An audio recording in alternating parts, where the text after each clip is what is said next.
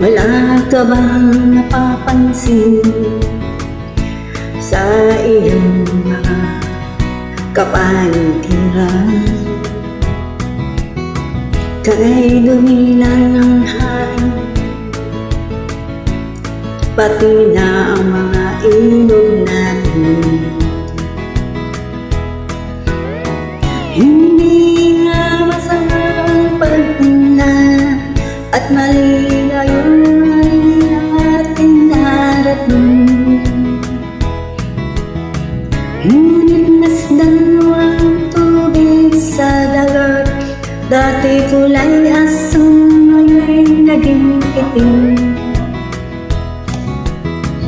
Ang mga duming ating kinalat sa hangin, sa langit huwag na nating paabutin. Upang kung tayo pumalay man, sariwang hangin lang ating lang matitikman. Mayroon lang akong hinihiling sa aking pagpapang, sana ay tapunan. Gitara ko ay aking dadalhin upang sa ulap na lang tayo magkantahan.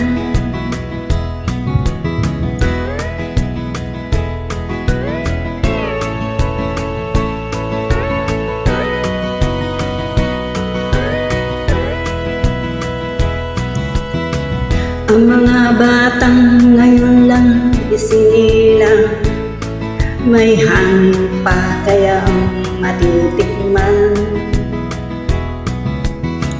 May mga puno pa kaya silang aakyatin, may mga ilog pa kayang lalangyan.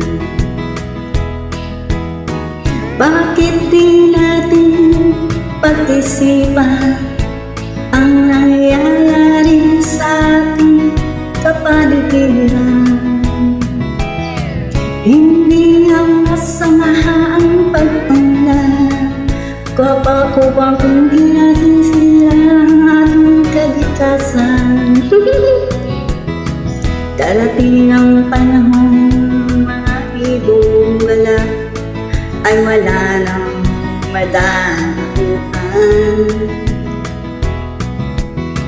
Masdan mo ang mga punong dati ay kay tatang, ngayon ang mamatay dahil sa ating kalokohan. Lahat ng bagay na narito sa lupa, biyayang galing sa Diyos kahit nung kayo wala pa.